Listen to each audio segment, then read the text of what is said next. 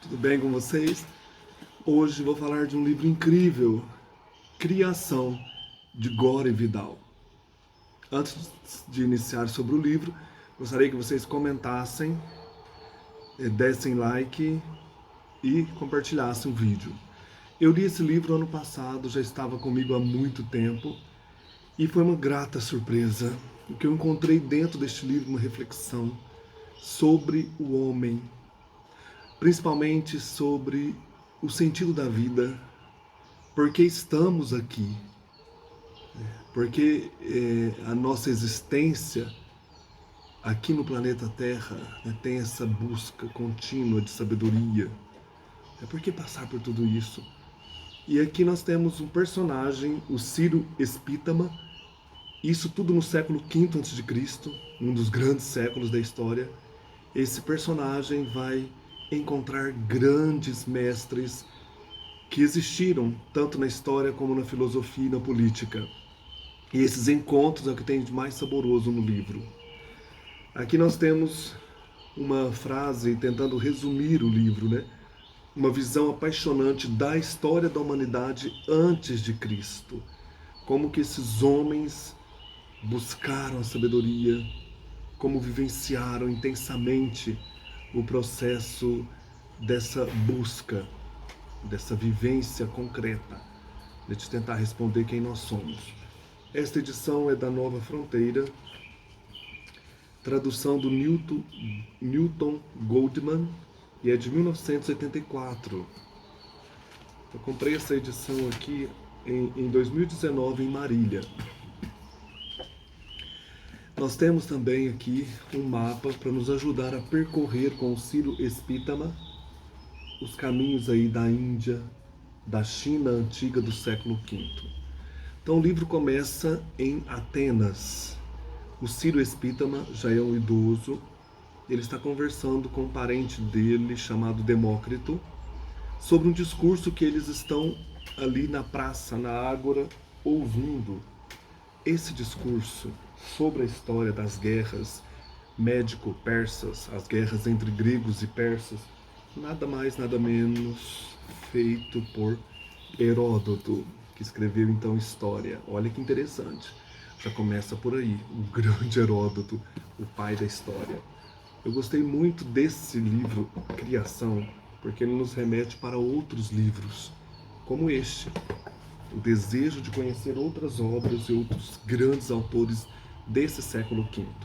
Então ele começa, ele já é cego, já está cego, esse Ciro Espítama. Ele começa a refletir, mas será que foi assim mesmo? Como Homero está contando, eu achei uma ousadia, né? Contradizer Homero. Então ele tenta aqui fazer a sua visão da história. Ele atravessa o século V a.C., esse século glorioso para Atenas e para a Pérsia. E daí nós vamos mergulhar com Ciro Espítama em grandes passagens do mundo antigo, como por exemplo, ele é neto de Zoroastro. Imagina, o grande Zoroastro, aquele que cultua o sábio Senhor. E o Ciro Espítama teve uma experiência muito forte na sua infância, que foi escutar a voz do sábio Senhor quando o seu avô, que foi assassinado, está agonizando ali perto do túmulo, do altar do sábio Senhor, que eles cultuavam através do fogo. Ele escuta a voz do grande Deus. E aí ele vai começar essa busca, essa procura para responder sobre o sentido da vida, a partir dessa experiência, vendo seu avô morrendo e ao mesmo tempo como um privilegiado. E aí ele vai ser um personagem, o Ciro Espítama, diferenciado. Ele ouviu a voz do sábio Senhor. Então uma das grandes questões aqui que já começa a instigar-nos é o zoroastrismo. Então ele começa, o Ciro Espítama, a contar essa história da sua infância, junto com a sua mãe. Depois eles tiveram que fugir da Pérsia para outras regiões. Então ele vai encontrar Dario, e o Dario fala de Ciro, né? O Dario é filho de Ciro, aquele que revogou o exílio dos judeus, para os judeus voltarem para a Babilônia e tantas outras coisas. Então eles recordam muito Ciro, depois o Dario, ele conhece o Dario já em idade avançada, e o Ciro Espítama vai ser amigo do Xerxes, que será o grande imperador e Aquemênida dessa Pérsia antiga. Então esse livro me levou também a estudar mais sobre a Pérsia antiga, sobre esse império Aquemênida, muito legal. E depois do Xerxes nós teremos o filho dele como imperador aí já ofuscando, o império sendo ofuscado, o Artaxerxes. Então ele vai contar as vivências dele na juventude, amigo desse Xerxes, jovem também. Eles vão para a Babilônia Antiga. Aí já remete a Nabucodonosor, a outros grandes reis babilônios passados, né? Eles vão recordar histórias. É um deleite para quem ama a história antiga. Isso aqui é um estudo de história antiga com prazer, com deleite. Então o livro todo são memórias deste Ciro Espítama. Daí ele começa a falar das guerras grego entre persas e gregos, as guerras médico-persas. Interessante, já nos faz lembrar de história, de filosofia, Grécia Antiga, etc. Então, o gênio deste livro é que o Gore Vidal, ele reconstrói uma das épocas mais brilhantes da história antiga e também mais turbulentas, século V a.C. Período em que vão se conceber ideias filosóficas, sociais e políticas que mudaram o curso do mundo antigo. Então esse século V ele é como um fermento de mudanças, e nele viveram grandes homens importantes da história e de todos os tempos. Entre outros, Buda. Ele vai encontrar com Buda, Gautama, Siddhartha Gautama. Interessante. Confúcio. Confúcio tem um papel importante aqui na história da China antiga. E ele tem muitas passagens, muitos diálogos com Confúcio, saborosos. Heródoto, como já mostrei ali, já começa com Heródoto discursando sobre as guerras entre gregos e persas. Sócrates aparece também aqui, muito interessante. Péricles, né, grande aí, político da Atenas já no final do século V.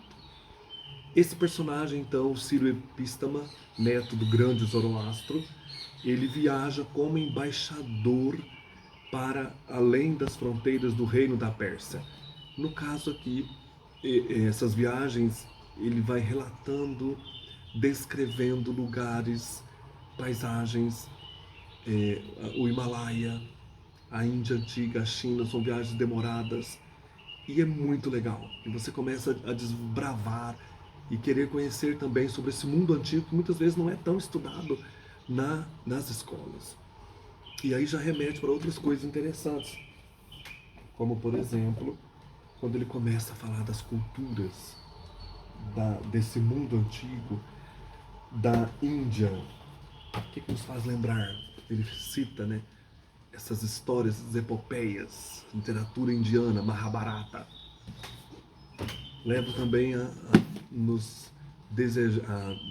desejarmos ler Ramayana, Bhagavad Gita. Então esse esplendor da Índia antiga, essa busca dos filósofos, dos poetas e da história mitológica da Índia. Então você, além de conhecer a política da época, a briga entre as repúblicas indianas, você fica com desejo de ler textos importantes da cultura indiana. Ele então vai nessas viagens à procura de riquezas para o Império Persa e, sobretudo, de respostas a perguntas que tanto inquietam. Por isso aqui, criação. Quem criou tudo isso? Quem criou o universo, o homem e o mundo? Como se criou o universo? Aí são os diálogos, por exemplo, com Lao Tzu. Muito legal, fundador do taoísmo. Uma das partes que eu mais gostei. Quem criou esse universo? Por que o bem e o mal surgiram simultaneamente? Diálogos aí com o Buda, tentando responder essas questões. Mergulhado na trama em que surgiu um momento culminante do nosso destino espiritual histórico, Ciro simboliza em sua peregrinação em busca do sentido das coisas e da vida, o único esforço que, ontem como hoje, dignifica o homem, a luta pela justiça, pela liberdade, pelo amor. Então, o próprio livro já nos remete às culturas antigas, aqui no caso o Egito, a Índia, a Grécia, a China, muito legal. Então eu quero destacar algumas partes aqui que eu gostei muito. Não vou contar a história do livro, essas peregrinações, essa viagem que é o mais interessante. Um dos primeiros diálogos que me chamou a atenção foi quando ele encontra Buda. Ele diz: o Buda era pequeno, esbelto, flexível, sentava-se bem ereto, com as pernas cruzadas abaixo de si, os olhos puxados eram tão estreitos que não se podia dizer se estavam abertos ou fechados. Alguém descreveu os olhos de Buda como sendo tão luminosos quanto o céu à noite, no verão. Não posso saber, de fato nunca os vi. As pálidas sobrancelhas arqueadas cresciam juntas e de tal modo que formavam um tufo de cabelos acima do nariz. Na Índia isso é considerado sinal de divindade. A pele do velho era enrugada, mas brilhava de boa saúde, e o crânio pelado reluzia como alabastro amarelo. Havia um perfume de sândalo à sua volta, o que não me pareceu muito ascético. Durante o tempo em que estive com ele, raramente mexeu a cabeça ou o corpo. De vez em quando fazia um gesto com a mão direita. A voz do Buda era baixa, agradável e parecia sair sem esforço de respiração. De fato, de alguma forma misteriosa, parecia que ele nem mesmo respirava. Curvei-me bem baixo, ele me fez gesto para sentar. Falei-lhe o que tinha preparado. Quando terminei, o Buda sorriu. Foi tudo. Não se deu ao trabalho de me responder. Fez uma pausa constrangedora. Olha que interessante, gente, eu amei. Porque você fica esperando, nossa, que vai ter grandes diálogos com o Buda. E de repente, esse silêncio, né, o nirvana, né, a iluminação do Buda transparece aqui. De repente, um jovem, né, discípulo perguntou: ó, Tathagata, é sua opinião que o mundo é eterno e que todas as outras teorias são falsas? Não, filho, não sustento a opinião de que o mundo é eterno e todas as outras teorias são falsas. Então, é sua opinião de que o mundo não é eterno e que todas as teorias são falsas? Não, filho, não sustento a opinião de que o mundo não é eterno e que todas as outras teorias são falsas. O jovem então perguntou ao Buda se o cosmo era finito ou infinito, se o corpo era semelhante ou não semelhante à alma, se um homem santo existe ou não após a morte, assim por diante. A cada pergunta, o Buda respondeu com a mesma resposta ou não resposta, que dera a questão de o mundo ser ou não eterno. Que legal! Eu amei isso aqui. Mais um pedacinho. Por fim, o jovem perguntou: que objeção então o Tathagata faz a cada uma dessas teorias, pois não adotou nenhuma delas? Porque, meu filho, a teoria de que o mundo é eterno é uma selva, uma desolação, um teatro de marionetes, um estremecimento e uma cadeia para sempre ligada à miséria, ao sofrimento, ao desespero e à agonia. Essa visão não contribui para a aversão, a ausência do desejo, a cessação, o repouso, o conhecimento, a suprema sabedoria e o nirvana. Então, cessação do desejo, nirvana, a superação da dor. Toda dor vem do desejo de não termos dor. Renato Russo colocou Buda nas suas músicas, nas suas canções. Aí me lembrou desse livro, A Doutrina de Buda. Aqui nós temos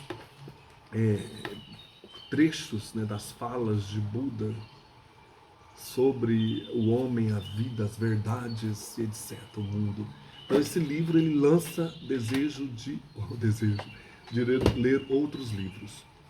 Quando o Ciro Espítama encontra o Lao Tzu, amei essa passagem, ou Mestre Li, fundador do taoísmo, aqui no caso o livro, né, o Tao Te Ching, do Lao Tzu. Gente, que espetáculo esse diálogo. Então aqui ele diz, né, ele está procurando, está viajando lá na Índia Antiga, e você junto, né, querendo encontrar esse outro grande mestre do século V. O duque saudou o sábio com estranha mistura de respeito e condescendência. Se eu já não disse antes, Tsu significa em cataiano mestre ou sábio. De agora em diante vou me referir a Litsu como mestre Li. Então você vai encontrar também, ao invés de Lao Tzu, o mestre aqui chamado de Li, mestre Li. Depois eu fui ver, é a mesma pessoa. Aqui na introdução desse livro nós temos estas referências, né, sobre o mestre Lao Tzu ou o mestre Li. Vejam que delícia. Mestre Li nos conduziu por estreita ponte de pedras até um bonito pavilhão, sobre um rochedo calcário, cuja base era circundada por estreito e rápido riacho de espuma branca. Devo dizer que nunca tinha visto nada mais estranho ou bonito do que a paisagem de campo cataiana. Katai aqui é a Índia antiga. Então sempre se falar de Índia vai falar Katai. Pelo menos nessa região entre os dois grandes rios, os rios indianos. As coisas são das formas mais fantásticas imagináveis, enquanto as árvores são totalmente diversas de tudo o que seja encontrado no Ocidente. Ao mesmo tempo, aonde quer que se vá, encontram-se cascatas inesperadas, gargantas, panoramas, cuja profundidade verde azulada é tão magnificamente convidativa quanto perigosa. Pois Katai é uma terra assombrada por dragões, fantasmas e bandidos. Eu amei essas descrições. Maravilhoso. Embora eu nunca tenha visto um dragão ou um fantasma, encontrei vários bandidos. A bela paisagem cataiana, aparentemente calma, é um lugar perigoso para o viajante incauto. De qualquer modo, para onde quer que se vá no mundo, todas as coisas foram estragadas pelos homens. O pavilhão era feito de tijolos amarelos com um íngreme telhado de telhas. O musgo crescia em cada frincha e morcegos pendiam de vigas carregadas de teias de aranha. O velho criado, que preparou a nossa refeição, tratava mestre Li como um igual e nos ignorava totalmente, inteiramente. Nós não nos importamos. Estávamos mortos de fome e devoramos o peixe fresco ao som tranquilizante do bater da ligeira água nas pedras. Então ele cria todo esse cenário bucólico maravilhoso da Índia antiga para escutarmos a voz nos pensamentos do mestre Li. Quando nos ajoelhamos nos colchões rústicos, mestre Li discutiu o significado ou insignificado de Tao. Literalmente, disse ele, Tao significa uma trilha ou um caminho, como uma estrada ou um caminho baixo, um caminho para a sabedoria, para o conhecimento de si mesmo. Percebi que as mãos de mestre Li pareciam feitas de um frágil alabastro e notei como ele deveria ser mais velho do que inicialmente pensei que fosse. Mais tarde vim a saber que ele tinha mais de um século. Onde, perguntei, começa o caminho? Digo, o seu caminho. O meu caminho começaria comigo, mas eu não tenho um caminho. Sou parte do caminho. Qual é o quê? O Duque de She começou a cantarolar satisfeito enquanto palitava os dentes. Ele gostava desse tipo de conversa. Qual é o quê? A unidade primeira de toda a criação. O primeiro passo que um homem pode dar ao longo do caminho deve estar em harmonia com as leis do universo, com o que nós chamamos de sempre assim. Como isso é feito? Pense no caminho como água. A água sempre segue o seu caminho, baixo, e permeia todas as coisas. De repente tive a incômoda sensação de estar novamente na planície gangética, onde coisas complexas são expressas com tanta singeleza que se tornam inteiramente misteriosas. Para meu assombro, o mestre Li leu meu pensamento. Meu caro bárbaro, os gregos são chamados de bárbaro, olha que interessante. Você acha que eu estou sendo deliberadamente obscuro? Aqui no caso, o bárbaro, o Ciro Espítama, ele é da Pérsia, então assim, mas ele tem toda a mentalidade grega, foi criado lá na Grécia, nas cidades gregas, por isso que eu disse que ele é grego, mas ele é persa, natural da Pérsia, com todo o helenismo, o pensamento grego na cabeça, né? Você acha que eu estou sendo deliberadamente obscuro? Ele diz, né, meu caro bárbaro. Não posso fazer nada, mas não posso fazer nada. Afinal de contas, a doutrina do caminho é conhecida como a doutrina sem palavras. Portanto, tudo o que eu digo é inútil. Você não pode saber mais do que eu sei ser o caminho, do que eu posso sentir a dor que você sente no joelho esquerdo, que o faz trocar de posição aí na esteira, porque ainda não se acostumou à nossa maneira de sentar. Mas o Senhor percebe o meu desconforto sem na verdade senti-lo. Dessa forma, talvez eu possa perceber o caminho, sem ter que segui-lo, como o Senhor faz. Muito bem, disse o Duque, e arrotou para mostrar que sua satisfação, não só com a comida, mas conosco também. Os cataianos consideram arroto como manifestação mais sincera da mente e estômago. Então pense no caminho, Lao Tzu. Então pense no caminho como uma condição, na qual não existem opostos ou diferenças. Nada é quente, nada é frio, nada é longo, nada é curto. Tais conceitos são sem significado, a não ser em relação às outras coisas. Para o caminho, todas as coisas são uma coisa. O diálogo se desenrola e eu quero ler algumas passagens desse diálogo ainda. Quando perguntam para Lao Tzu quais são as leis fundamentais e quem foi o seu criador das leis do universo. O universo é a unidade de todas as coisas e aceitar o caminho é aceitar a prova dessa unidade. Vivo ou morto, você é para sempre uma parte do sempre assim, cujas leis são simplesmente as leis da formação. Quando uma vida chega, é tempo. Quando uma vida se vai, isso é natural também. Aceitar com tranquilidade qualquer coisa que aconteça é colocar-se além da tristeza e da alegria. É assim que você segue o caminho, conquistando o Wu Wei. O Wu Wei é o sempre assim. Lembra que o estoicismo, né? A vida como uma sucessão de fatos que tem que ser sempre assim. Mais um trecho. Oh, meu caro bárbaro, que ideia de fazer é que traz todos os problemas. Essa ideia de fazer. Então eu tenho que fazer e etc. Ele fala, isso que traz os problemas. Não faça. Isso é o melhor a fazer. Permaneça na posição de não fazer nada. Atire-se no oceano da existência. Esqueça o que você considera bom ou mal. Uma vez que só existe em relação, que um só existe em relação ao outro, esqueça a relação. Deixe que as coisas sigam por si mesmas. Liberte seu próprio espírito.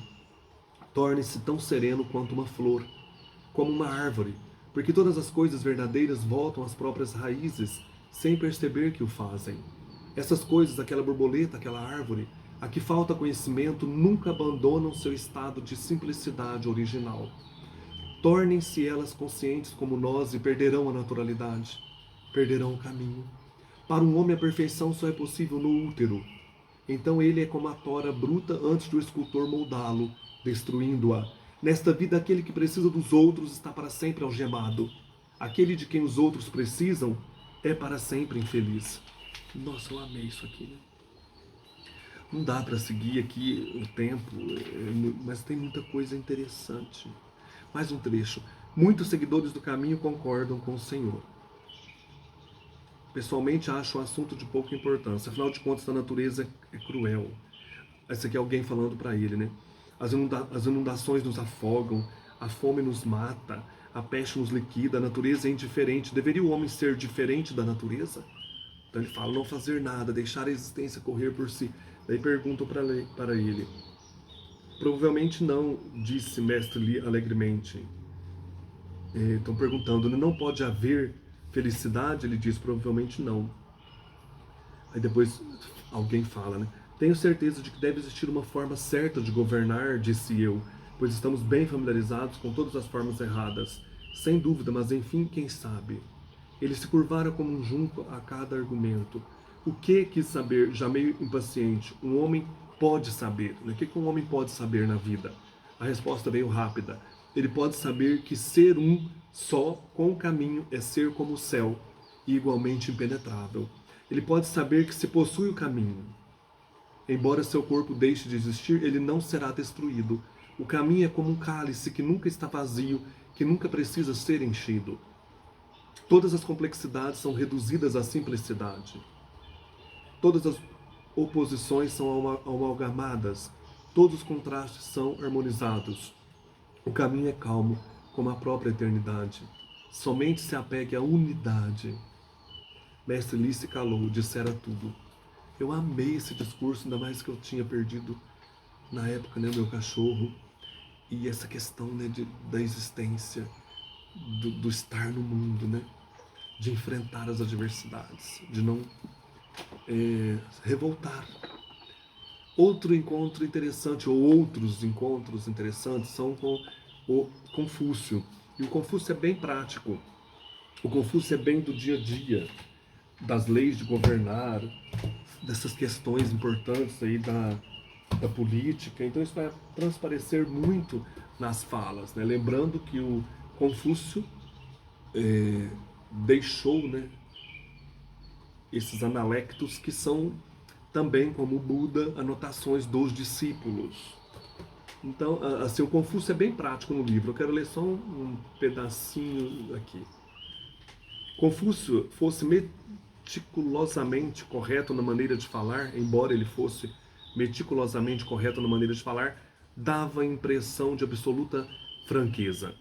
É preciso conhecer a língua catayana para perceber o quanto isso é complicado. Fui então apresentado a uma meia dúzia de discípulos do mestre. Eles haviam compartilhado o seu exílio e agora voltavam para casa. De manhã, então estou pulando alguns trechos aqui, né? Confúcio costumava receber qualquer pessoa que viesse vê-lo. Assim, num abrir e fechar de olhos, o pátio interno da sua casa se apinhava tanto de homens jovens e de meia idade que ele era muitas vezes obrigado a levá-los todos para o bosque de amoras próximo aos altares da chuva. Então, o Confúcio sofreu vários exílios por envolver na política, etc. E aqui ele está na região aí de Katai, da China, né, antiga. E aí o personagem aqui tem a possibilidade de encontrá-lo várias vezes. Às tardes, Confúcio recebia os amigos e discípulos. Os dois termos queriam dizer a mesma coisa, pois ele nunca deixava de ser o professor, e os amigos nunca deixavam de ser discípulos. Faziam-lhe constantemente perguntas sobre política e religião, o bem e o mal, a vida e a morte, a música e os rituais. Ele geralmente respondia a uma pergunta com uma citação, muitas vezes do Duque Tan. Então, se suficientemente pressionado, adaptaria a citação à pergunta feita. Como eu só tinha uma vaga noção dos textos que Confúcio citava, não era absolutamente um aluno ideal, borbulhante e entusiasmado. No entanto, quando o mestre falava com sua voz arrastada, um tanto aguda, eu me surpreendia ouvindo com atenção, mesmo que só entendesse pela metade de suas citações. Mas quando ele resolvia interpretar um texto antigo, era tão claro quanto as águas do rio Coaspe. Lembro-me de uma pergunta que lhe foi formulada por um jovem definitivamente borbulhante e superanimado. Se nosso senhor Duque convidasse o mestre Kung ou Confúcio, para trabalhar em seu governo, qual seria a resposta do mestre? Isso pode ser uma pista, sussurrou Fanchi ao meu ouvido. Confúcio olhou para o jovem por um momento, em seguida citou um antigo provérbio. Quando procurado, vá. Quando posto de lado, se esconda. Então é isso. Confúcio sorriu. Notei que ele tinha ainda a maioria dos dentes.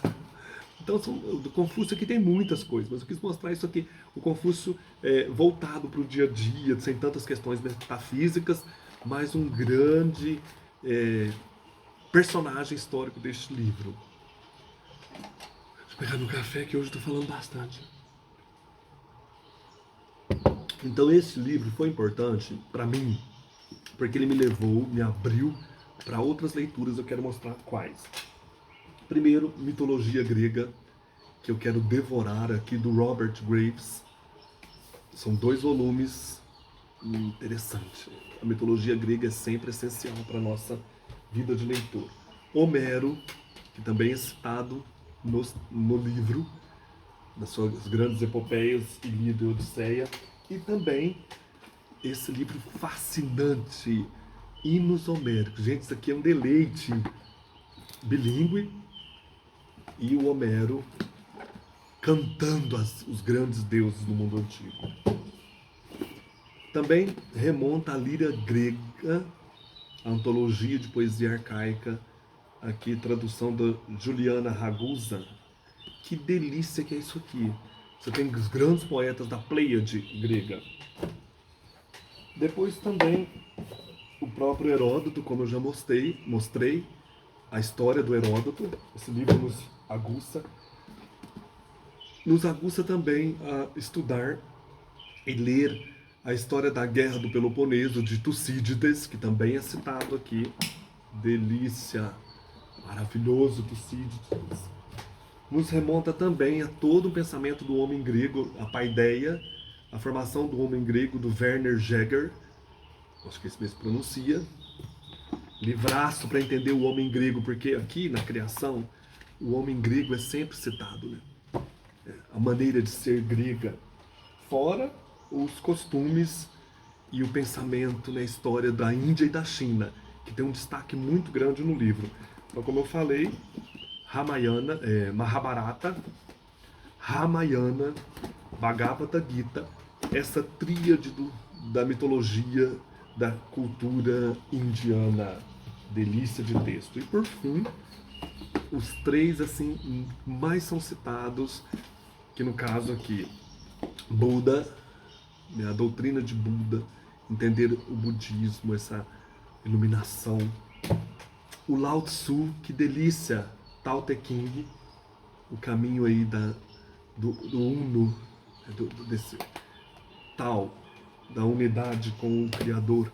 E Confúcio, os Analectos, para entender aí o pensamento, a maneira de ser aí de Confúcio. Então, convido quem gostar de história antiga, gostar de ler grandes livros, experimente Gore Vidal, Criação, um deleite para o pensamento, para a alma. Um abraço, até mais.